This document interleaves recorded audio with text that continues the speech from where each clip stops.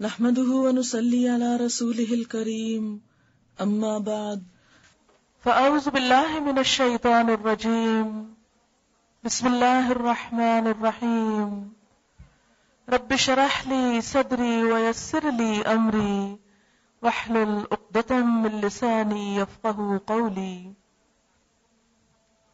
إنا أنزلناه في ليلة القدر وما أدراك ما ليلة القدر ليلة القدر خير من 1000 شهر تنزل الملائكة والروح فيها بإذن ربهم من كل أمر سلام هي حتى مطلع الفجر۔ شروع کرتی ہوں اللہ کے نام سے جو بے انتہا مہربان نہایت رحم فرمانے والا ہے۔ ہم نے اس قرآن کو شب قدر میں نازل کیا ہے، اور تم کیا جانو کہ شب قدر کیا ہے؟ شب قدر 1000 مہینوں سے زیادہ بہتر ہے۔ فرشتے اور روح اس میں اپنے رب کے اذن سے ہر حکم لے کر اترتے ہیں۔ وہ رات سراسر سلامتی ہے طلوع فجر تک۔ اللہ کا شکر ہے، اللہ کا احسان ہے جس نے ہمیں مسلمان بنایا۔ اس کا احسان ہم پر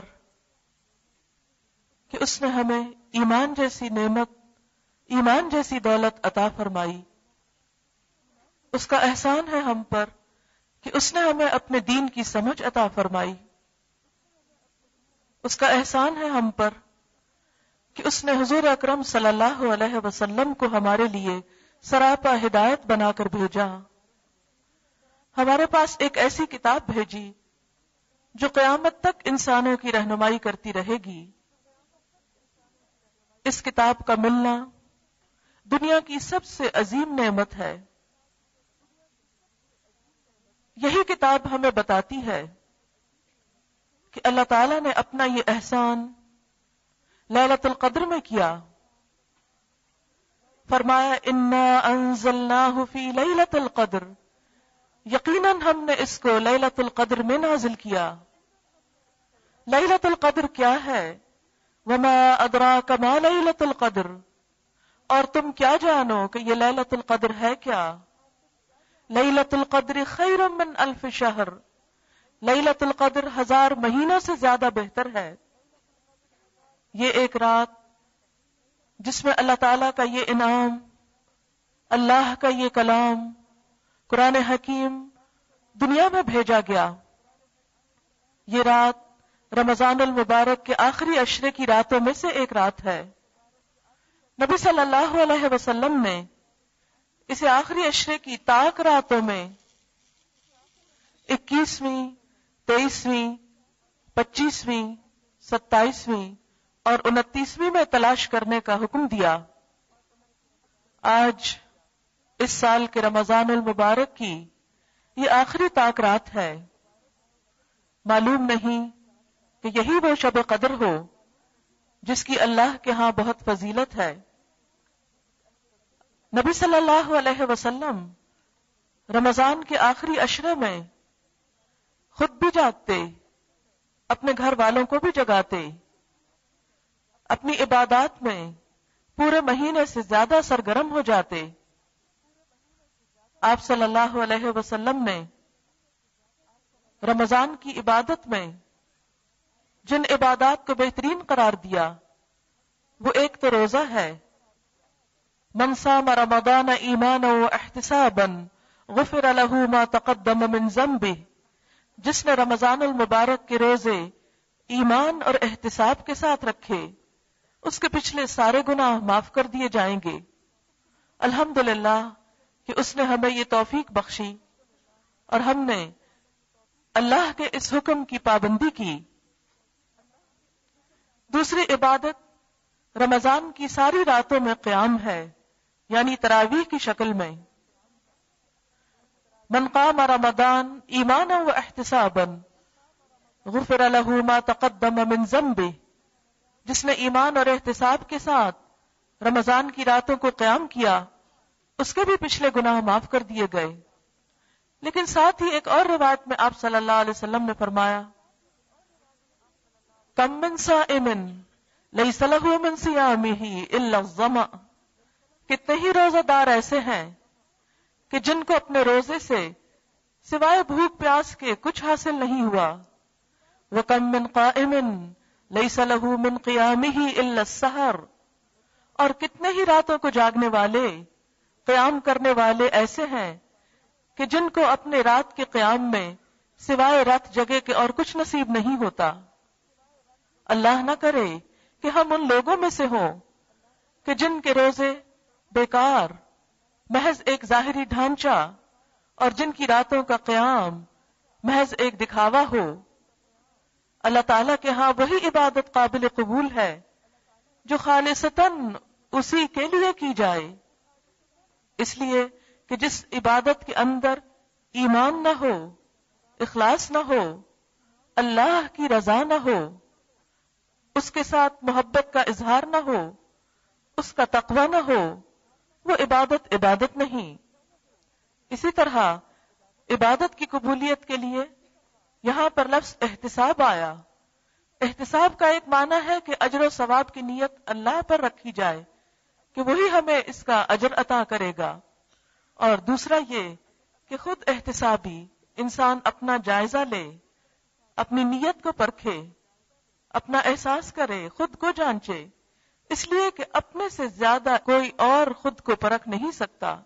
سب سے زیادہ ہم خود اپنا جائزہ لے سکتے ہیں، جیسا کہ سورۃ القیامہ میں اللہ تعالیٰ فرماتے ہیں بل الانسان علی نفسہ بصیرا ولو القی معاذیرا، انسان اپنے آپ سے خوب آگاہ ہے، خواہ وہ کتنی ہی معذرتیں کیوں نہ پیش کرے۔ دوسروں کے سامنے تو ہم کسی بھی کام کے، اچھے یا برے کے، بہت سے بہانے کر سکتے ہیں، عذر کر سکتے ہیں، دکھاوا کر سکتے ہیں، لیکن ہمارے اندر کی حالت کیا ہے وہ سوائے ہمارے کوئی اور جان نہیں سکتا۔ اس لیے انسان جب تک خود اپنے آپ سے خیر خواہ نہ ہو، خود اپنی بھلائی چاہنے والا نہ ہو، خود اپنی نیتوں کو پرکھنے والا نہ ہو، خود اپنے دل کا جائزہ لینے والا نہ ہو، اس وقت تک کوئی انسان کسی دوسرے کا بھلا نہیں کر سکتا۔ ساری دنیا مل کر بھی ہمارے ایمان کو فائدہ نہیں پہنچا سکتی، ہماری نیت کو درست نہیں کر سکتی، ہمیں اللہ تعالیٰ کا قرب اور تقوی کا احساس نہیں دے سکتی، جب تک یہ تڑپ، جب تک یہ احساس ہمارے اپنے اندر سے نہ جاگے۔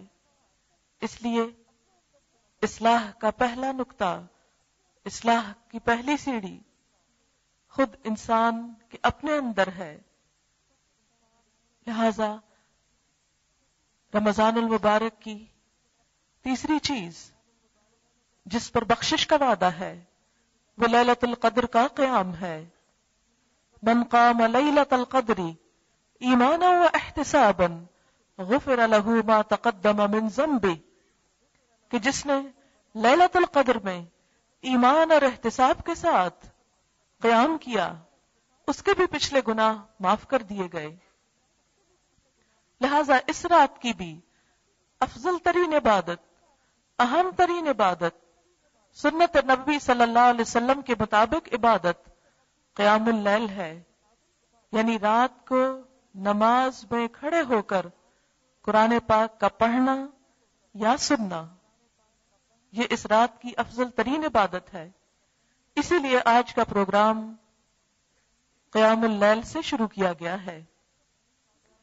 بات یہ ہے کہ ہم میں سے ہر شخص اس قابل نہیں ہوتا کہ وہ قرآن کا ایک بڑا حصہ زبانی یاد کر سکے، لہذا یہ سہولت کہ رات کے وقت عورتوں کو گھروں سے نکال کر ایک جگہ جمع کرنا اس وجہ سے ہے تاکہ ان لوگوں کے ساتھ قرآن پاک پڑھا جا سکے، سنا جا سکے، نماز ادا کی جا سکے، جنہیں اللہ تعالیٰ نے یہ سعادت بخشی ہے۔ اور پھر انفرادی طور پر عبادت کرنے سے بسا اوقات انسان کے اندر سستی آ جاتی ہے۔ جب انسان دوسروں کے ساتھ مل کر ایک کام کرتا ہے تو دوسروں کو دیکھ کر انسان نیکی پر ثابت قدمی اختیار کرتا ہے کہ اگر دوسرے جاگ رہے ہیں تو میں بھی جاگ سکتا ہوں، اگر دوسرے کھڑے ہو کر عبادت کر رہے ہیں تو میں بھی کر سکتا ہوں، یا دوسرے دعائیں مانگ رہے ہیں تو میں بھی یہ مانگ سکتا ہوں، میں آخر دوسروں سے پیچھے کیوں رہوں؟ اس لیے الحمدللہ اس رات کی عبادت کا ایک حصہ آپ نے مکمل کیا رمضان ہی کی رات میں، پھر دوسرا حصہ قرآن پاک کو سمجھنا، کیونکہ یہ قرآن انہی راتوں میں سے ایک رات میں لیلۃ القدر میں اللہ تعالیٰ نے نازل فرمایا۔ اس رات کی قدر و قیمت دوسری راتوں کے مقابلے میں آخر کیوں ہے؟ یہی رات کیوں؟ سال میں بے شمار راتیں ہیں، کئی سو راتیں ہیں، ان کے اندر جاگنا یا ان کی عبادت اتنی اہم کیوں نہیں؟ اور ان راتوں کی عبادت اتنی اہم کیوں ہے؟ اس لیے کہ اس رات کو اللہ تعالیٰ نے فضیلت بخشی، اس کی قدر اور اس کی اہمیت خود بتائی۔ انا انزلناہ فی لیلۃ القدر، قدر کا معنی قدر و قیمت بھی ہے۔ اس رات کی قدر و قیمت یعنی قدر و قیمت والی رات کیوں ہے؟ کہ اس رات میں اللہ تعالیٰ نے قرآن پاک اتارا ہے۔ تو جس رات میں قرآن پاک اتارا گیا، اس رات کو قرآن پاک کی وجہ سے یہ اہمیت حاصل ہوئی، اس کی یہ فضیلت کہ لیلۃ القدر خیر من الف شہر، لیلۃ القدر 1000 مہینوں سے بڑھ کر بہترین رات ہے۔ اس کی بنیادی وجہ یہی ہے کہ اس رات میں قرآن پاک نازل کیا گیا۔ قرآن پاک اللہ تعالیٰ کا ایک احسان ہے ہم پر، لہذا اس احسان کو محسوس کرنا، اس احسان کو احسان سمجھنا آخر کس طرح ہو سکتا ہے؟ اسی وقت جب ہم اس کتاب کا حق ادا کریں۔ اس کتاب کا حق کیا ہے؟ نمبر 1 کہ اس کو صحیح طور پر پڑھنا آئے، جس طرح یہ اتری ہے اسی طرح اس کو پڑھا جائے۔ نمبر 2 اس کو سمجھا جائے، اس پر غور و فکر کیا جائے۔ نبی اکرم صلی اللہ علیہ وسلم کی اپنی زبان عربی تھی، صحابہ کرام بھی عربی سے خوب واقف تھے، لہذا ان کو ترجموں کی اور تفسیروں کی بہت زیادہ ضرورت نہیں پڑتی تھی، کیونکہ عملی تفسیر نبی اکرم صلی اللہ علیہ وسلم کی شکل میں ان کے درمیان موجود تھی۔ قرآن کی عبارت کو ڈائریکٹلی سمجھتے تھے، لہذا جب ان کے ہاں قرات ہوتی تو ان کے اندر خود بخود خشوع آتا، ایک ایک آیت پر وہ رویا کرتے تھے۔ آج ہماری آنکھوں میں کوئی آنسو نہیں ہوتا، ہمارے دل نرم نہیں ہوتے، اس لیے کہ قرآن ہمارے دلوں میں نہیں اترتا، ہم اس کا معنی نہیں سمجھتے۔ نبی صلی اللہ علیہ وسلم کی قرات کا طریقہ یہ تھا کہ جہاں عذاب کی آیتیں آتی وہاں رک کر آپ عذاب سے پناہ مانگا کرتے تھے، جہاں اللہ تعالیٰ کی صفات کا ذکر آتا وہاں اللہ تعالیٰ کی تسبیح بیان کرتے، اور جہاں جنت کا ذکر آتا وہاں اللہ تعالیٰ سے اس کا فضل اور جنت مانگتے۔ لیکن آج ہمارے اندر یہ کیفیت کیوں نہیں ہوتی؟ قرآن سنتے وقت بھی ہماری نگاہیں ادھر ادھر کیوں اٹھتی ہیں؟ ہمارے دل اس کی طرف متوجہ کیوں نہیں ہوتے؟ اس کی بنیادی وجہ یہی ہے کہ ہم نہیں سمجھتے کہ یہ قرآن کیا بتا رہا ہے، کیا کہہ رہا ہے، اس کے اندر ہمارے لیے کیا حکم ہے، یہ ہمیں کس بات کی خبر دے رہا ہے، اس میں کیا خوشخبری آ رہی ہے، کس بات پر ڈراوا آ رہا ہے، ہمیں کیا کرنا چاہیے، کس بات سے رکنا چاہیے۔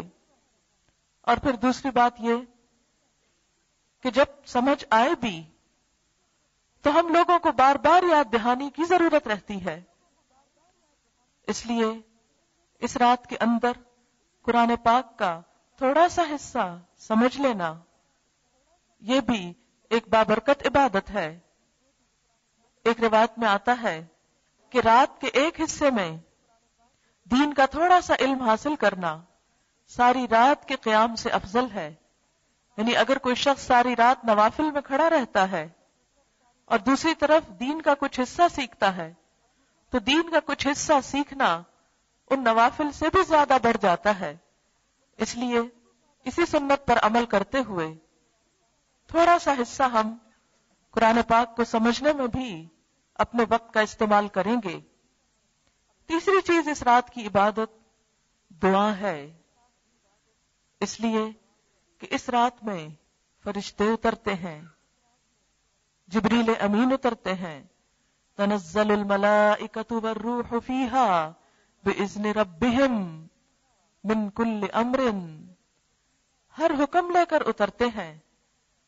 اس کو لیلۃ القدر اس لیے بھی کہا جاتا ہے کہ قدر کا معنی تقدیر ہے، تقدیر کی رات، فیصلوں کی رات. آئندہ سال انسان کے ساتھ کیا ہونے والا ہے، کون دنیا سے جانے والا ہے، کس کو کتنا رزق ملنے والا ہے، اس رات میں یہ فیصلے اللہ تعالیٰ فرشتوں کے سپرد کرتے ہیں. لہذا جب ہمارے بارے میں کوئی فیصلہ ہو رہا ہو اور ہم عبادت کی حالت میں ہوں، دعا کی حالت میں ہوں، تو اچھے انجام کی توقع کی جا سکتی ہے. معلوم نہیں اگلا رمضان ہماری زندگی میں آتا ہے یا نہیں، پھر سے یہ عبادتیں اور راتیں نصیب ہوتی ہیں کہ نہیں.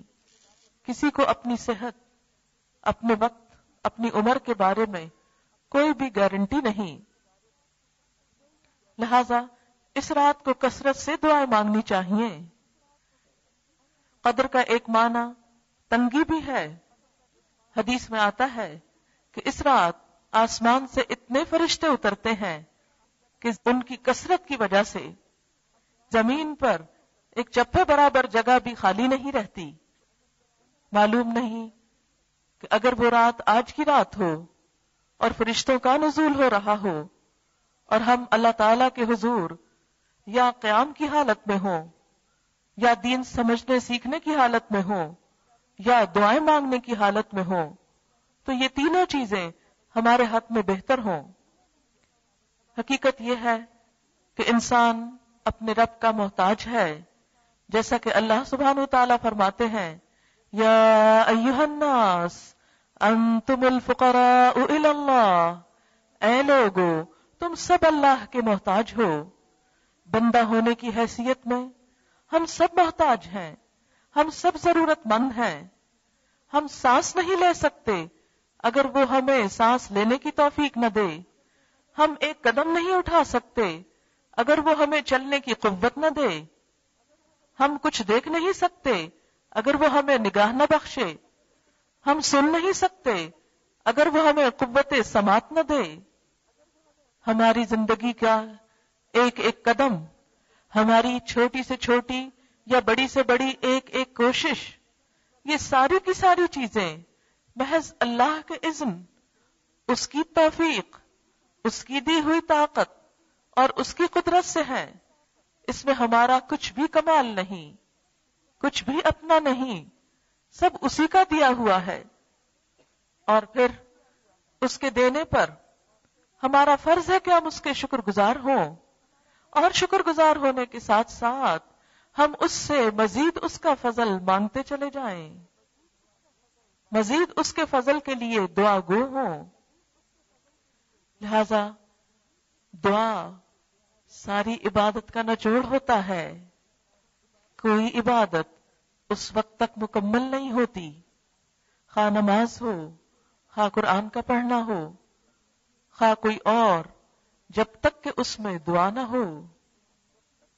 جو لوگ دعا سے منہ موڑیں اللہ تعالیٰ ان سے ناراض ہوتے ہیں. حدیث پاک میں آتا ہے من لم یسأل اللہ یغضب علیہ، جو اللہ سے سوال نہیں کرتا، جو اللہ سے مانگتا نہیں ہے، اللہ تعالیٰ اس پر غضبناک ہوتا ہے، اس پر ناراض ہوتا ہے. لہذا ہمیں کثرت کے ساتھ اس سے دعا مانگنے کی ضرورت ہے. اللہ تعالیٰ غافل دل کی دعا قبول نہیں کرتے. لہذا اپنے دلوں کو غفلت سے نکال کر پورے دل جمی کے ساتھ، دل حضوری کے ساتھ، اللہ تعالیٰ کی قربت کا احساس کرتے ہوئے، قبولیت کا یقین رکھتے ہوئے دعا مانگنی چاہیے. الدعاء مخ العبادہ، دعا عبادت کا مغز ہے، کریم ہے، اصل ہے. لہذا تیسری چیز جو اس رات کا پروگرام ہے وہ دعا ہے. میں چند دعاؤں کو آپ کے ساتھ مل کر پڑھوں گی اور ان کا معنی ہم دیکھیں گے کہ نبی اکرم صلی اللہ علیہ وسلم نے اللہ تعالیٰ سے کس کس طرح مانگا. تو ہم قرآن پاک کے کچھ حصے کے پڑھنے سے آغاز کرتے ہوئے پھر دعا کی طرف رجوع کریں گے انشاءاللہ. لیکن یاد رکھیے اس کام کے شروع کرنے سے پہلے ہم پھر ایک مرتبہ یہاں آنے، یہاں بیٹھنے، اکٹھے ہونے اور اس ساری کوشش اور محنت اور اس تکلیف کی وجہ اپنے دل میں دہراتے ہیں کہ ہم یہاں کیوں آئے ہیں، کس کے لیے آئے ہیں، کیا پانے کے لیے، کیا حاصل کرنے کے لیے، کیا صرف میل ملاقات کے لیے، کیا صرف ایک شغل میلے کے لیے، کیا یہ صرف ایک سوشل گیدرنگ ہے؟ نہیں، صرف اللہ کے لیے، صرف اللہ کی محبت میں، صرف اس کا قرب پانے کے لیے. اس لیے کہ رمضان المبارک کی آمد کا بھی اصل مقصد یہی ہے، لعلکم تتقون. یا ایھا الذین آمنوا کتب علیکم الصیام کما کتب علی الذین من قبلکم لعلکم تتقون. اے لوگو جو ایمان لائے ہو، تم پر روزے فرض کیے گئے جس طرح تم سے پہلے لوگوں پر فرض کیے گئے تھے تاکہ تمہارے اندر تقوی پیدا ہو. رمضان المبارک کا مہینہ ختم ہی ہوا چاہتا ہے، واپسی پر ہے. ہم سب اپنا اپنا جائزہ لیں کہ کیا ہمارے اندر وہ تقوی پیدا ہوا ہے. تقوی کیا ہے؟ اللہ تعالی کے ساتھ تعلق کا نام، اللہ تعالی کے ساتھ قربت کا احساس، دل میں اس کا خوف، اس سے ایسی محبت کا نام کہ جس میں انسان مشکل سے مشکل کام کر سکے، اس کی اطاعت کا ایسا خوف کہ اپنی پسندیدہ ترین چیز کو اس کی خاطر چھوڑ سکے، ایسا احساس اس کی ذات کا کہ اس کا حکم سن کر پھر ہم بیٹھے نہ رہ جائیں، فوراً ہی لپک پڑیں تاکہ ہمارا شمار ان لوگوں میں ہو. فالسابقون السابقون اولئک المقربون، کہ سبقت کرنے والے، آگے بڑھنے والے تو پھر آگے بڑھنے والے ہی ہیں اور یہی مقرب لوگ ہیں. یہ تقوی ہمیں اللہ کا قرب حاصل کرنے اور اللہ کے احکامات پر عمل کرنے کی ایک قوت بخشتا ہے. رمضان کے روزے رکھ کر، روحانیت پیدا کر کے، صبر اور ڈسپلن سیکھ کر، دراصل ہمیں یہی جائزہ لینا ہے کہ میرے اندر یہ قوت کیا پیدا ہوئی، کیا میرے اندر یہ احساس آیا کہ میں اللہ تعالیٰ کی اطاعت کر سکوں. مجھے اس مہینے میں اللہ تعالیٰ کے جتنے بھی احکامات معلوم ہوئے ہیں، کیا میں ان پر عمل کرنے کا سوچ رہی ہوں؟ کیا میں نے اپنے اندر یہ عہد باندھا ہے کہ میں ان احکامات پر عمل کروں گی اور ان کے بارے میں اللہ کے سوا کسی سے نہ ڈروں گی؟ کیونکہ تقوی نام ہی اس چیز کا ہے کہ بندے کے دل میں اللہ کا ایسا ڈر آئے کہ سب کا ڈر نکل جائے. آج دین پر عمل کرنے میں کون کون سی چیز رکاوٹ بنتی ہے؟ لوگوں کا ڈر، معاشرے کا ڈر، مستقبل کا ڈر، بھوکے ہو جانے کا ڈر کہ جاب نہ چلی جائے. یہ سارے ڈر ہمیں اپنے دل سے نکال کر اپنے آپ کو اللہ کے لیے خالص کرنا ہوگا. جب انسان کے اندر طاقت آتی ہے، قوت آتی ہے، صحت ہوتی ہے، تو بڑے سے بڑا مشکل کام اس کو بھاری نہیں لگتا، آسانی سے کر جاتا ہے، وہ جرأت مندانہ قدم اٹھا لیتا ہے. لیکن جب انسان جسمانی طور پر کمزور ہوتا ہے تو پانی کا ایک گلاس اٹھا کر پینا بھی اس کے لیے دوبھر ہو جاتا ہے. بالکل اسی طرح جب ایمان کمزور ہوتا ہے، روحانی صحت کمزور ہوتی ہے، تو انسان کے لیے اللہ تعالیٰ کے چھوٹے سے حکم پر بھی عمل کرنا بڑا مشکل لگتا ہے. ہائے کس طرح کریں؟ جیسے منافقین کا حال ہوتا تھا جس کی نقشہ کشی قرآن پاک میں کی گئی. وَلَا يَأْتُونَ الصَّلَاةَ إِلَّا وَهُمْ كُسَالَىٰ، کہ نہیں وہ آتے نماز کی طرف مگر سستاتے ہوئے. اللہ کی راہ میں دیتے ہوئے ان کے اندر ایمان نہیں ہوتا، جذبہ نہیں ہوتا، ابو الدحداء والی کیفیت نہیں ہوتی. وہ اللہ کی خاطر مال خرچ کرنے کو اپنے اوپر ایک تاوان سمجھتے ہیں، ایک چٹی سمجھتے ہیں. دین کے راستے میں قدم اٹھانے کو، جہاد کرنے کو وہ اپنے لیے بلائے جان سمجھتے ہیں.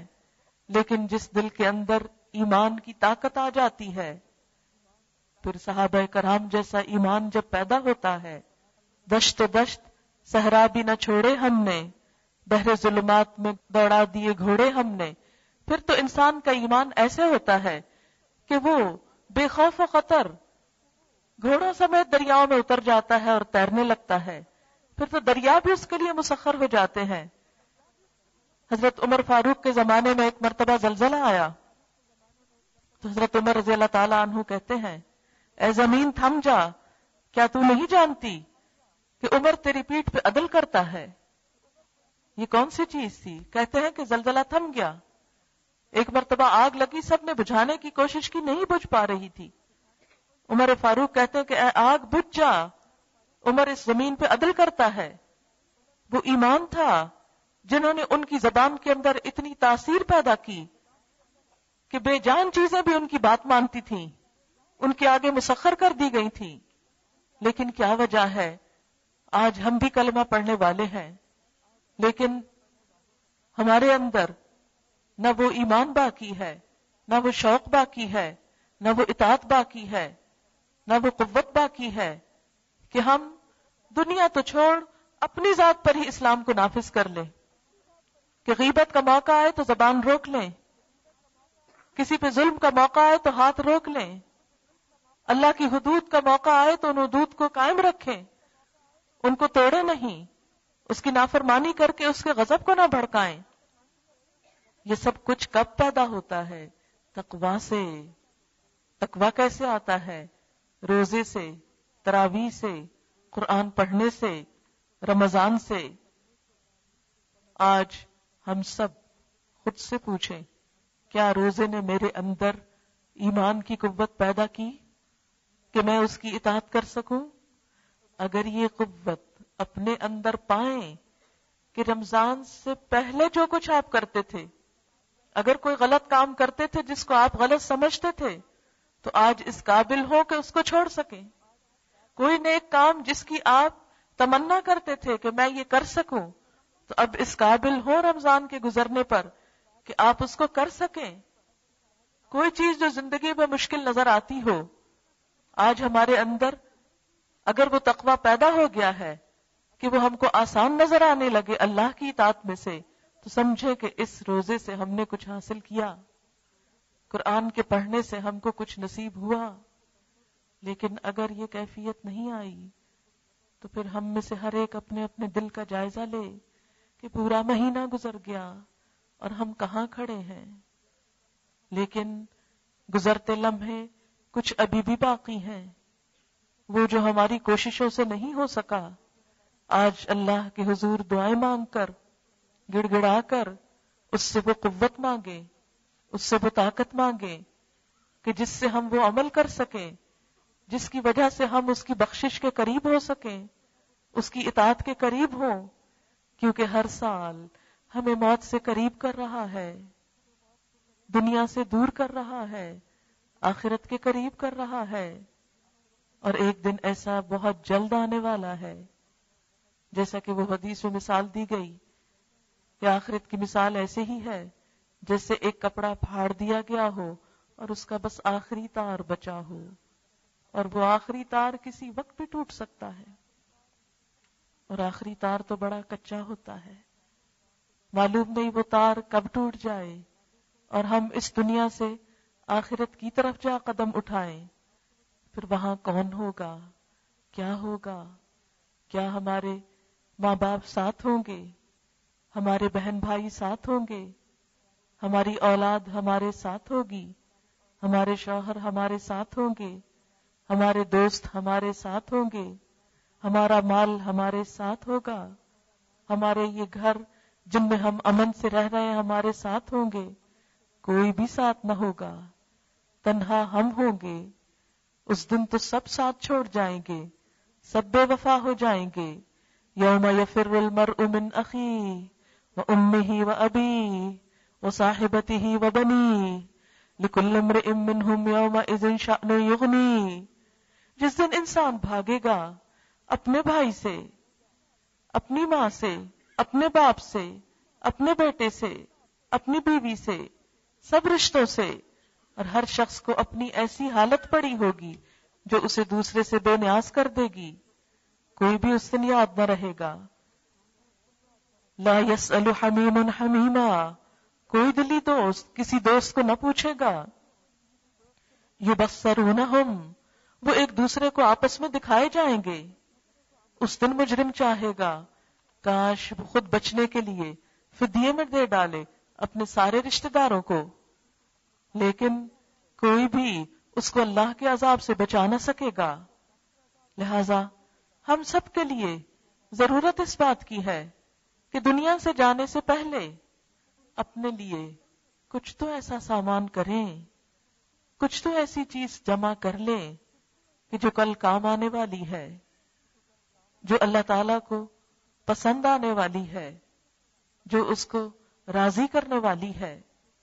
لہذا اس بات کی خصوصی طور پر آج کی رات میں دعائیں مانگنی ہے تاکہ ہم اس دنیا سے جائیں، ایمان کی حالت میں جائیں، عمل صالح کے ساتھ جائیں، ان چیزوں کے ساتھ جائیں جو اللہ تعالیٰ کو پسند آ جائیں، اور پھر جب اصل زندگی شروع ہو، یہ تو امتحان والے دن ہے نا، اصل زندگی جب شروع ہو تو واقعی وہ عیش و عشرت، وہ آرام، وہ نعمتیں، وہ راحتیں، وہ جنتیں ہمارا مقدر ہوں کہ جس کی ہمیں تڑپ ہے، طلب ہے، تمنا ہے، لیکن جنت کی قیمت عمل ہے، صرف طلب نہیں، عمل۔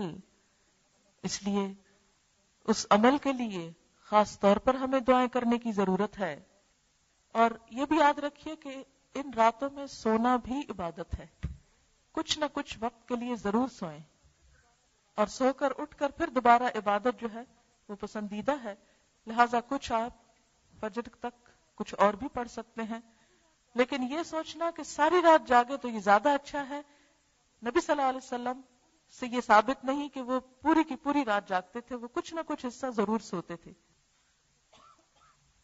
اس وقت میرے سامنے ایک دعا ہے، پہلے اس کا ترجمہ وغیرہ پڑھوں گی اور پھر میں آپ کو کہلواؤں گی تاکہ دل کے ساتھ یہ دعا مانگی جا سکے۔ دعا ہے، اللہم اے اللہ، انی اسألک، بے شک میں تجھ سے سوال کرتا ہوں، تجھ سے مانگتا ہوں، من الخیر، خیر میں سے، کلہ، ساری کی ساری۔ اللہ میں تجھ سے ہر خیر کا سوال کرتا ہوں۔ اب دیکھیں کہ بندے کو تو ہر خیر کا نہیں پتا ہوتا نا، کہ کس چیز میں بھلائی ہے اور کس میں نہیں، اللہ کو زیادہ پتا ہے۔ لہٰذا جب ہم یہ کہتے ہیں کہ اے اللہ میں تجھ سے ہر خیر کا سوال کرتا ہوں، عاجلی ہی، جلدی ملنے والی، وآجلی ہی، اور دیر سے ملنے والی، یعنی مجھے بھلائی چاہیے، وہ جو جلدی آئے اور وہ بھی جو ٹھہر کے آئے، لیکن بھلائی ہی چاہیے۔ ما علمت منہ، جو میں اس میں سے جانتا ہوں، وما لم اعلم، اور جو میں نہیں جانتا، واعوذ بک، اور میں تیری پناہ چاہتا ہوں، من الشر کلہ، ہر قسم کے شر سے، ہر طرح کے شر سے، عاجلی ہی، جلدی آنے والے، وآجلی ہی، اور دیر سے آنے والے۔ ما علمت منہ، جس کو میں جانتا ہوں، کیونکہ کچھ چیزوں کو انسان اپنے لیے برا سمجھتا ہے، وما لم اعلم، اور جو میں نہیں جانتا۔ میں آپ کو یہ کہلواؤں گی، اس لیے کہلواؤں گی کہ صحیح پروننسیشن کے ساتھ جب دعا مانگی جاتی ہے تو وہ زیادہ فائدہ دیتی ہے. بعض اوقات ہم جیسے کارڈ لے لیتے ہیں مگر اس سے ہمیں پڑھنا نہیں آتا کہ کیا لکھا ہے، جیسے تیسے پڑھتے ہیں.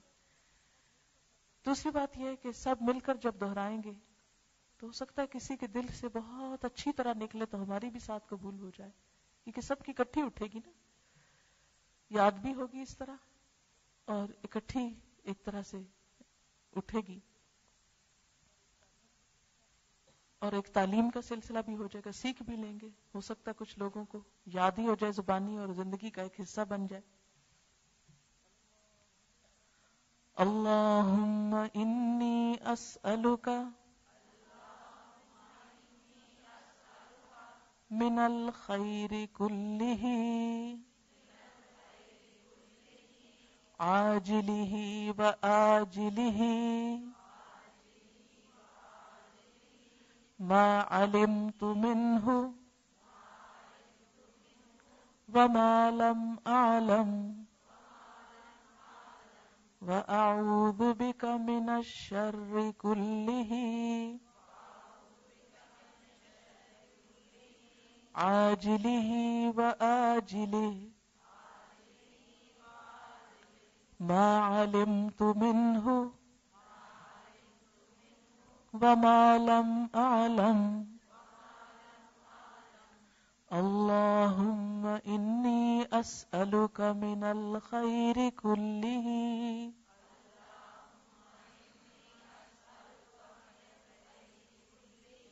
عاجله وآجله ما علمت منه وما لم أعلم وأعوذ بك من الشر كله عاجله وآجله ما علمت منه وما لم أعلم.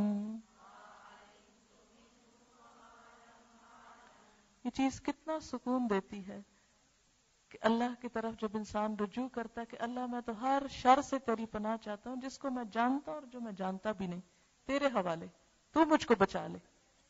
انسان ایک رستے پہ چل رہا ہوتا ہے، اسے نہیں پتا ہوتا آگے اس سے اس کے لیے کیا بلا آ رہی، لیکن جب انسان ایسی دعائیں مانگتا ہے تو اللہ تعالیٰ ان بلاؤں کو پہلے سے ہی دور کر دیتے ہیں.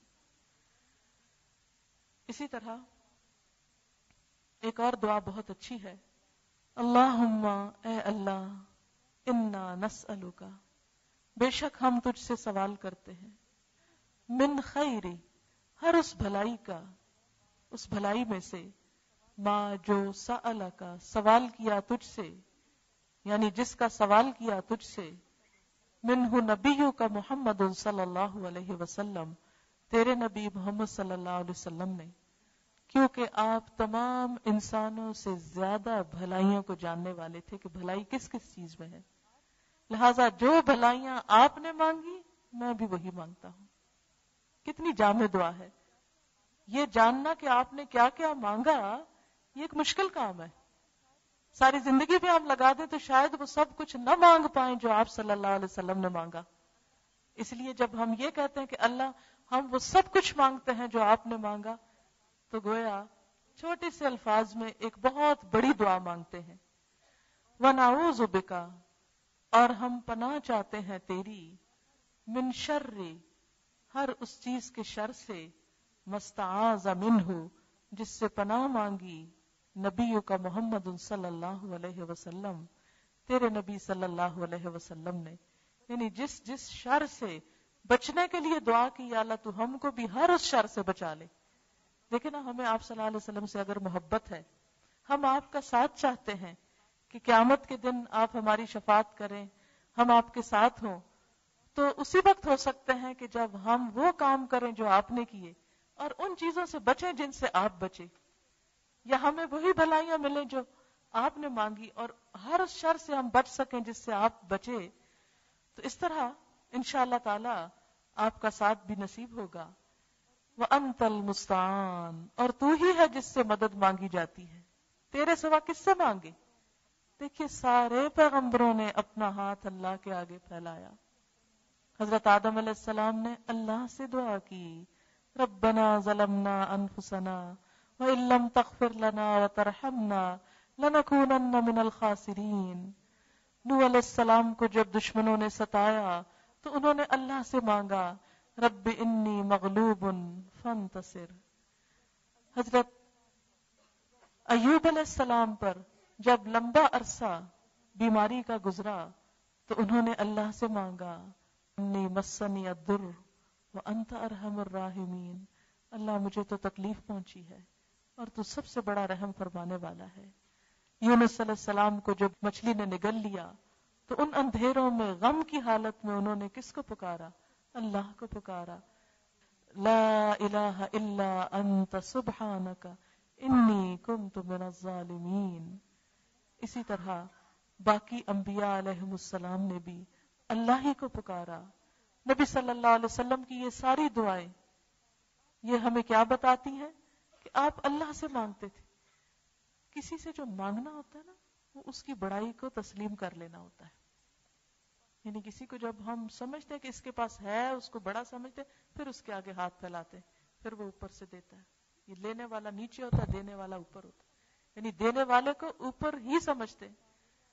تو دعا مانگنا دراصل اللہ کی بڑائی کو مان لینا ہے۔ اللہ تو بڑا ہے، ہم بندے ہیں مسکین عاجز ضرورت مند، اس لیے انت المستعان، تو ہی تو ہے جس سے مانگا جا سکتا ہے، جس سے مدد طلب کی جاتی۔ تیرے سوا کس کے پاس جائیں، کس سے مانگیں، کون دے سکتا ہے، کون سن سکتا ہے؟ آپ دیکھیے بعض اوقات انسان کو ضرورت پڑتی ہے نا، رات کا وقت ہوتا ہے، انسان سوچتا ہے اس وقت کس کا دروازہ کھٹکھٹاؤں، کس کو جگاؤں، کس سے کہوں؟ ایک ہستی ہے، وہ جاگ رہی ہے، وہ سن رہی ہے، وہ دے سکتی ہے، وہ کام آ سکتی۔ مجھے 2-4 دن کسی نے پہلے بتایا، کراچی میں میری ایک شاگرد ہے، بہت محنتی، کہتی میں صرف آپ کو یہ بتانے کے لیے آج آئی ہوں، ان کے گھر پہ ڈاکہ پڑا، کہتی 6-7 کلاشن کوپ وغیرہ لیے ہوئے، کہتی اندر آئے تو میرے پاس میری نواسی تھی، جو کہتے ہیں تجھے بھی اور اس کو بھی مار ڈالیں گے۔ کہتی میں نے ان کی بات کا جواب نہیں دیا، میں نے کہا یا اللہ تو بڑا، یہ چھوٹ۔ کہتے میں نے ان سے رحم بھی نہیں مانگا کہ مجھ پہ رحم کرو۔ کہتے میرے منہ سے اچانک یہ نکلا، یا اللہ تو بڑا، ان کی کوئی طاقت نہیں۔ کہتے آپ یقین نہیں کریں گے، نہ وہ کچھ لے جا سکے، نہ وہ ہاتھ لگا سکے، اور جیسے آئے تھے ویسے چلے گئے۔ کہتے کہ وہ اندر سے یا اللہ تو بڑا، سب کچھ تیرے ہاتھ میں، یہ کیا چیز ہے؟ اور کہتے مجھے اتنا ڈر نہیں لگا اور ایسی ایمان کی طاقت آئی۔ کہتے میں آپ کو صرف یہ بتانا ہے کہ جو قرآن میں نے پڑھا میں نے آج اس پہ عمل کر لیا، کہ قرآن کے بغیر میرے منہ سے یہ لفظ نہ نکلتے، مجھے اس کتاب نے یہ ایمان اور یقین دیا ہے کہ اللہ بڑا ہے۔ اور یہ حقیقت ہے کہ جب انسان واقعی اس کو بڑا سمجھ لیتا ہے اور اس پہ بھروسہ کر لیتا ہے تو دنیا کی ہر چیز بے بس ہو جاتی ہے۔ تو جب بھی دعا مانگے یقین سے مانگے کہ یا اللہ تو دے سکتا ہے۔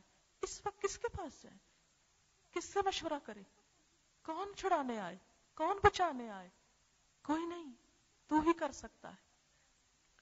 میں نے یہ دعا کا ٹاپک آج اس لیے بھی لیا ہے کہ میرے پاس اکثر لوگ مسئلے وغیرہ لے کر آتے ہیں، تو میں ان کو جب یہ کہتی ہوں کہ دعا کرے تو وہ سمجھتے ہیں جیسے میں نے ان کی توہین کر دی، میں نے ان کو کوئی جواب نہیں دیا، اور میں ان کو کہہ رہی دعا، وہ آگے سے جواب دیتے دعا تو بہت کی ہے، آپ کچھ بتائیں۔ میں کیا بتاؤں، میرے ہاتھ میں کیا چیز ہے؟ اگر تم اللہ سے مایوس ہو گئے تو میں کیا دے سکتی ہوں؟ میں کچھ نہیں دے سکتی۔ میری کوئی بات، میرا کوئی مشورہ، میری کوئی چیز کوئی حقیقت نہیں رکھتا جو اللہ کی طاقت ہے۔ کیوں نہیں یقین سے پکارتے اس کو؟ خدا کے لیے جب بھی کوئی آپ کو یہ کہے نا کہ اللہ سے دعا کرو تو اس جملے کو چھوٹا نہ سمجھا کرے، یہ چھوٹا نہیں ہے، دعا سب سے بڑی طاقت ہے۔ حدیث میں آتا ہے دعا ان بلاؤں کے معاملے میں بھی فائدہ دیتی ہیں جو اتر چکی ہوتی ہیں، اور ان کے مقابلے میں بھی فائدہ دیتی ہے جو ابھی آئی نہیں ہوتی مصیبت۔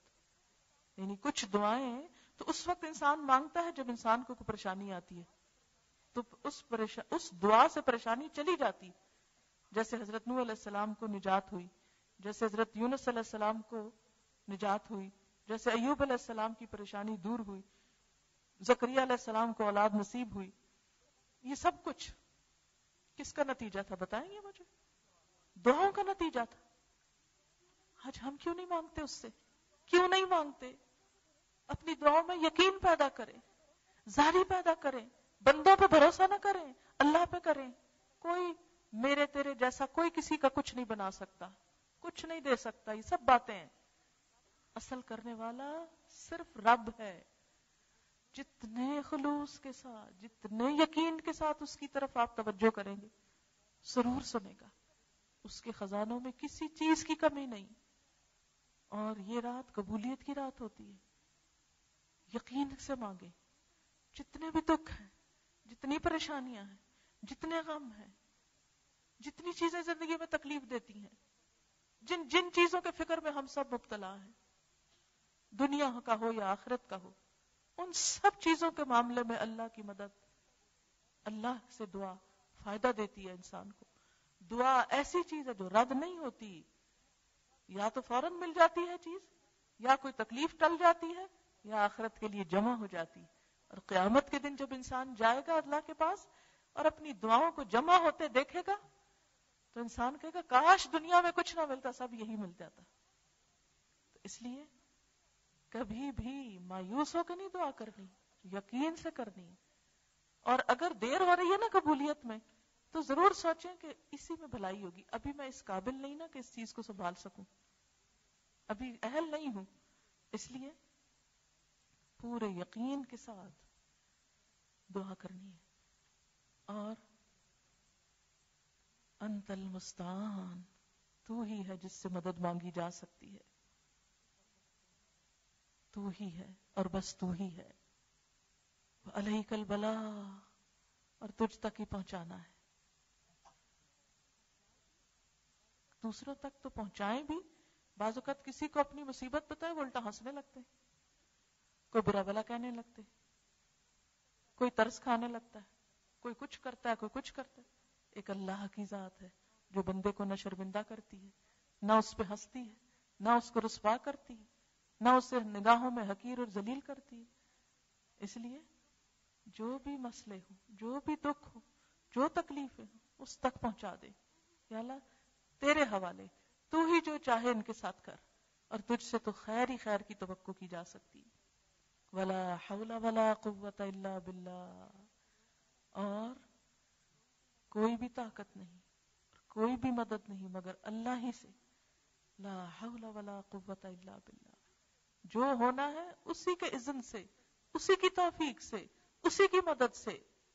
جتنا خالص یہ عقیدہ ہوگا اتنا ہی فائدہ ہوگا. اب اس جذبے کے ساتھ اللہ تعالیٰ سے دعا کریں. اللہم انا نسألک من خیر ما سألک منہ نبیک محمد صلی اللہ علیہ وسلم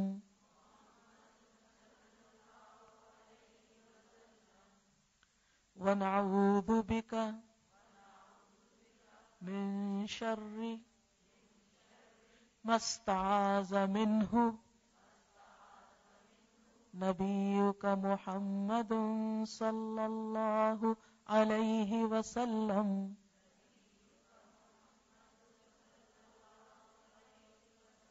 وأنت المستعان وأنت المستعان وأنت المستعان وعليك البلاغ ولا حول ولا قوة إلا بالله ولا حول ولا قوة إلا بالله. جب یہ جملہ پڑھے نا، ہر دنیا کی ہر طاقت، ہر انسان، ہر چیز سے بے نیاز ہو کے صرف اللہ کی طاقت پہ یقین رکھ کے یہ جملہ بولیں. ولا حول ولا قوة إلا بالله ولا حول ولا قوة إلا بالله ولا حول ولا قوة إلا بالله.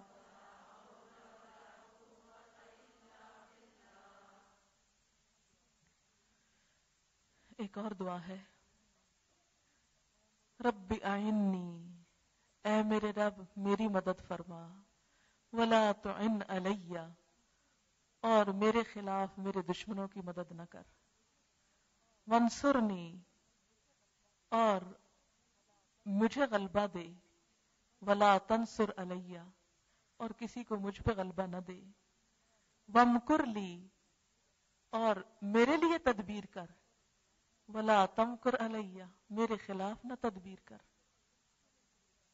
واہدنی، اور مجھے ہدایت دے، ویسر الہدی الی، اور ہدایت کو میرے لیے آسان کر دے، ہدایت کا رستہ میرے لیے آسان رستہ کر دے، وانصرنی، اور میری مدد کر، علی من بغی علی، ہر اس شخص کے خلاف جو مجھ پہ زیادتی کرے، تو میری مدد کر، میں تجھ کو پکڑتی ہوں، تو بدلہ لے، رب جعلنی، اے میرے رب بنا دے مجھ کو، لکا اپنے لیے، شکارن، بہت زیادہ شکر کرنے والا، لکا ذکارن، اپنا بہت زیادہ ذکر کرنے والا، ذکار مبالغہ کا صیغہ، یا اللہ سب سے زیادہ ذکر کرنے والا، لکا رہابن، بہت زیادہ تجھ سے ڈرنے والا، لکا متوان، بہت زیادہ تیری اطاعت کرنے والا، الیک مخبتن، تیری ہی طرف عاجزی کرنے والا،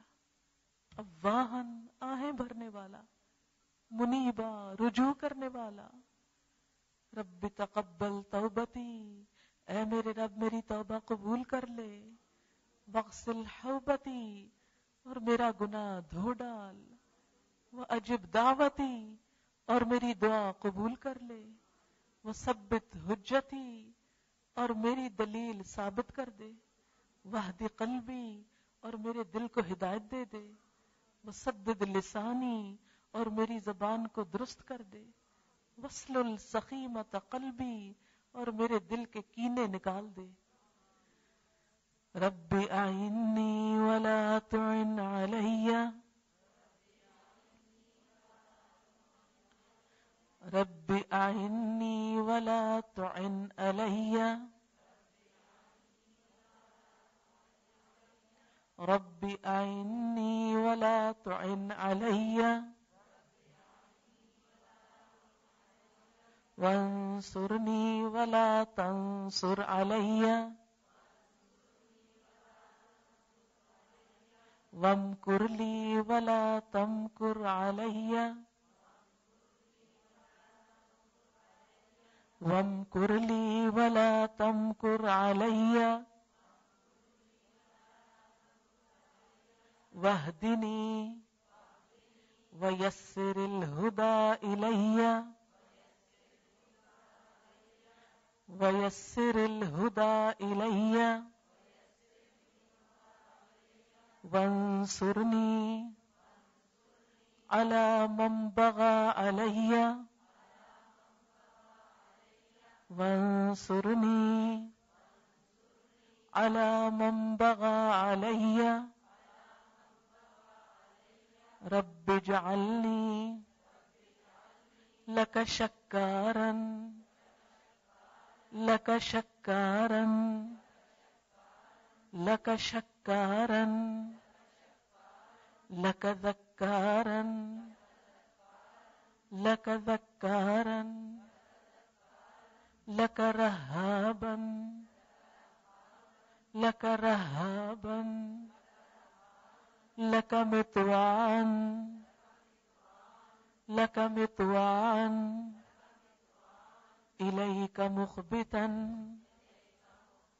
اواہا، منیبا، رب تقبل توبتی، رب تقبل توبتی، رب تقبل توبتی، واغسل حوبتی، اپنے گناہوں کو یاد کر کے دعا مانگے. واغسل حوبتی کا مطلب اللہ میرے گناہوں کی میل دھو دے. جیسے انسان کے جسم پہ ذرا پسینہ آئے، میل مٹی آئے، کتنا دل گھبراتا ہے. انسان کہتا ہے نہا لوں کہ سب دھل جائے. تو اللہ تعالیٰ یہ جو گناہوں نے مجھے بوجھل کر دیا، یا اللہ ان سب کو دھو ڈال، بالکل صاف کر دے. واغسل حوبتی واغسل حوبتی وأجب دعوتی وأجب دعوتی، کہ اللہ میری فریادیں سن لے. وأجب دعوتی وثبت حجتی واہد قلبی. دل کی ہدایت اس لیے مانگی جاتی ہے کیونکہ اگر دل بھٹک جائے تو سارا انسان بھٹک جاتا ہے، ساری زندگی بھٹک جاتی. تو دل کی اصلاح بڑی ضروری. اللہ میرے دل کو ہدایت دے. واہد قلبی واہد قلبی وسدد لسانی، کیونکہ زبان کے گناہ سب سے زیادہ ہوتے ہیں. حقیقت یہ ہے کہ ہماری زبان ہی رشتوں کو کاٹتی ہے اور زبان ہی جوڑتی ہے. زبان ہی انسانوں کو لوگوں میں محبوب بناتی ہے اور زبان ہی انسان کو مصیبت میں مبتلا کرتی. سب سے بڑی آفت ہی یہی ہے. تو اس سوچ کے ساتھ دعا مانگے کہ یا اللہ اس کو سیدھا کر دے تو بس تیری رضا کی بات کرے. وسدد لسانی وسدد لسانی وسدد لسانی واسلل سخیمۃ قلبی. انسان کے دل میں اللہ کا نور نہیں آتا جب تک دل کے اندر میل بھرے ہوئے ہوں. کسی کے لیے حسد، کسی کے لیے بغض، کسی کے لیے بری سازشیں، کسی کا برا چاہنا. یہ جو کینے ہوتے ہیں نا، بغض اور عناد اور حسد، یہ انسان کے دل سے اللہ کا نور چھین لیتے ہیں، ختم کر دیتے ہیں. تو یا اللہ یہ سارا میل کچیل دھو دے تاکہ میرے دل میں تیری محبت آ جائے. واسلل سخیمۃ قلبی واسلل سخیمۃ قلبی رب اعنی ولا تعن علی وانصرنی ولا تنصر علی وامکر لی ولا تمکر علی واہدنی ویسر الہدی الی وانصرنی علی من بغی علی. جن لوگوں کو یہ جملہ مشکل لگے نا، جو نئے پڑھ رہے ہیں آج پہلی دفعہ، وہ بے شک صرف آمین کہہ دیں اور جو پڑھ سکے وہ دہرا لیں. اور دوسری بات یہ کہ یہ سہولت ہوتی ہے چھوٹی، یہ کتاب اسی طرح کی ہے، کارڈ یہ اپنے بیگ میں ہر وقت رکھا. یہ جیسے یہ کتاب ہے قرآنی اور مسنون دعائیں، اس میں ساری قرآنی دعائیں بھی اور یہ ساری سنت کی دعائیں بھی. ایک طرف عربی لکھی ہوئی، ایک طرف اردو لکھی. اگر یہ کتاب آپ کے پاس ہو، تہجد کے وقت بیٹھ کے ساری پڑھ لیں، افطاری کے وقت پڑھ لیں، عمرے پہ جائیں پڑھ لیں، اور یہ آہستہ آہستہ یاد بھی ہوتی جاتی. اگر عربی نہیں بھی آتی تو اردو میں یہ ساری دعائیں مانگ لیں جو حضور صلی اللہ علیہ وسلم نے مانگی، اور اس سے یاد بھی کرتے رہیں. رب اجعلنی لک شکارا لک ذکارا لک رہابا لک مطواعا الیک مخبتا اواہا منیبا. رب تقبل توبتی واغسل حوبتی واجب دعوتی وثبت حجتی واہد قلبی وسدد لسانی واسلل سخیمۃ قلبی. چونکہ وقت کم ہے اس لیے میں اردو میں تھوڑی دعا کروں گی. سبحان اللہ والحمد للہ ولا الہ الا اللہ واللہ اکبر ولا حول ولا قوة الا باللہ العلی العظیم. اللہم صل علی محمد وعلى آل محمد كما صليت على إبراهيم وعلى آل إبراهيم إنك حميد مجيد اللهم بارك على محمد وعلى آل محمد كما باركت على إبراهيم وعلى آل إبراهيم إنك حميد مجيد ربنا آتنا في الدنيا حسنة وفي الآخرة حسنة وقنا عذاب النار. یا اللہ پاک یہ قرآن جو مکمل ہوا اپنی رحمت سے قبول فرما، جنہوں نے پڑھایا ان کی کوشش قبول فرما، جنہوں نے سنا ہے ان کی کوشش قبول فرما، ہم سب کو عمل کی توفیق عطا فرما. اس کا قرآن ہمارے دلوں میں اتار دے، اس کو ہمارے حق میں حجت بنانا، اس کو ہمارے خلاف حجت نہ بنانا. یا اللہ ہماری نیتوں کو صرف اپنے لیے خالص کر لے، ہمیں ہر طرح کی ریاکاری سے بچا. یا اللہ اس پر ہمیں عمل کی توفیق عطا فرما، اس کو ہمارے لیے صدقہ جاریہ بنا. یا رب العالمین ہمارے بچوں کو ہدایت عطا فرما، انہیں نیکی کی توفیق عطا فرما. یا اللہ ہمارے والدین پر اپنی رحمت فرما، ان کے درجات بلند فرما، ان کو صحت کاملہ عطا فرما. یا اللہ جتنے بھی حاضرین مجلس ہیں ان کے دلوں میں جو دعائیں ہیں، نیک تمنائیں ہیں، یا اللہ ان سب کو پورا فرما. یا اللہ مسلمانوں کے درمیان باہم محبت پیدا کر دے، اتفاق اور اتحاد پیدا کر دے. اللہ ہمیں ان کاموں کی توفیق دے جن سے تو راضی ہو جائے. یا اللہ جو بھی ہماری زندگی میں کوئی غلط بات اور کام ہو، اللہ ہماری زندگی کو اس سے دور کر دے، ان غلط چیزوں کو ہم سے ہٹا دے اور ہمیں اپنی رضا کے کام کی توفیق دے. یا اللہ اپنی ہدایت کو ہمارے لیے آسان کر دے، نیکی کو آسان کر دے، برائیوں کو مشکل کر دے، اپنی رحمت کے قریب کر لے. یا اللہ ہمارا جو عمل بھی تجھے پسند نہیں، یا اللہ وہ عمل ہم سے دور کر دے، ہمیں اس کی توفیق نہ دے اور ان کاموں کی توفیق دے جس سے تو راضی ہو جائے. اللہم وفقنا لما تحب وترضى، اللہم وفقنا لما تحب وترضى. یا اللہ تو ہمیں اپنا قرب نصیب فرما، اپنی محبت نصیب فرما، صالح بندوں کی صحبت نصیب فرما، اچھے دوست عطا فرما. یا رب العالمین تو ہماری اولاد کو ہمارے لیے صدقہ جاریہ بنا. یا اللہ ہمارے بچوں کو نیک بنا، انہیں دنیا اور آخرت کی کامیابی عطا فرما. یا اللہ ہمارے اولاد کو ہماری آنکھوں کی ٹھنڈک بنا، ہمارے شوہروں کو ہماری آنکھوں کی ٹھنڈک بنا، ہمارے گھروں کی تکلیفیں، دکھ، پریشانیاں دور فرما. یا اللہ بیماریاں دور فرما. یا اللہ جو اپنے بچوں کے لیے پریشان ہے، رشتوں کے لیے ان کی پریشانیاں دور فرما. یا رب العالمین جو مالی پریشانیوں میں مبتلا ان کی پریشانی دور کر دے، مقروض لوگوں کی مدد فرما. یا رب العالمین جو رزق حلال کے لیے کوشاں ہیں ان کی مدد فرما، پاک حلال وافر رزق عطا فرما. یا رب العالمین تو ہم سب کی مدد فرما. یا اللہ اس قرآن کی روشنی گھر گھر میں پھیل جائے، دنیا کے گوشے گوشے میں پھیل جائے. جو لوگ بھی اس کام کے لیے کوشش کر رہے ہیں ان سب کی کوششوں کو برکت عطا فرما، سب کی محنتوں کو قبول فرما. یا اللہ مسلمانوں کو ایک کر دے. یا اللہ سب کے گھروں میں سکون پیدا کر دے، سب کے درمیان موافقت پیدا کر دے.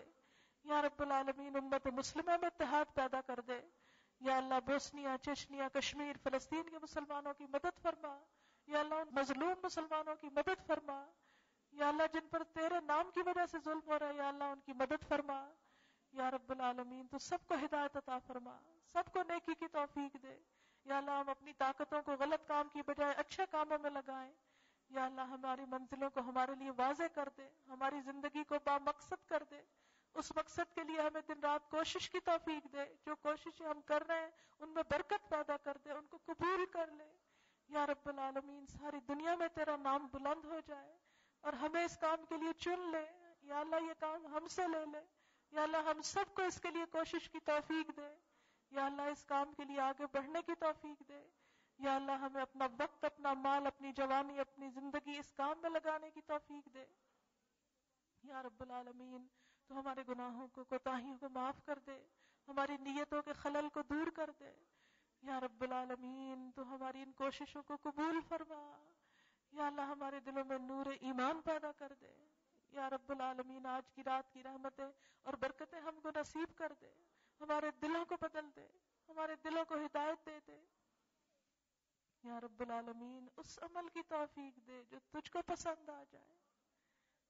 رب اوزعنی ان اشکر نعمتک التی انعمت علی وعلی والدی وان اعمل صالحا ترضى وان اعمل صالحا ترضى واصلح لي في ذریتی انی تبت الیک۔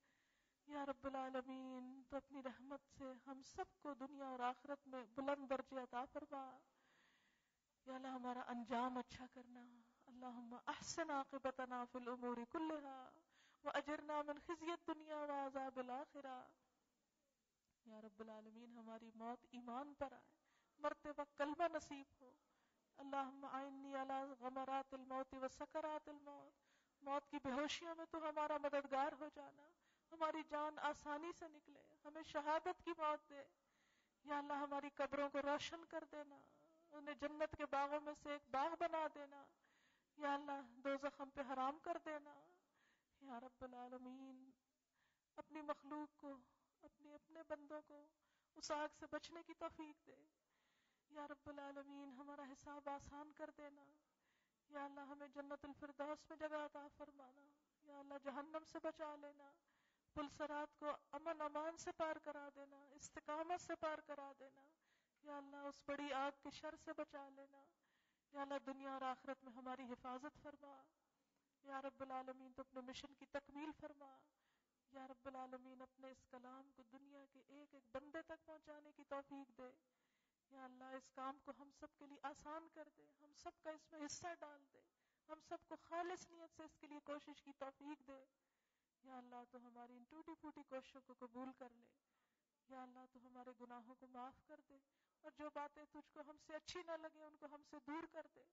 ربنا تقبل منا انك انت السميع العليم وتب علينا انك انت التواب الرحيم وصلى الله تعالى على خير خلقه محمد وعلى آله واصحابه واهل بيته اجمعين برحمتك يا ارحم الراحمين الہی آمین۔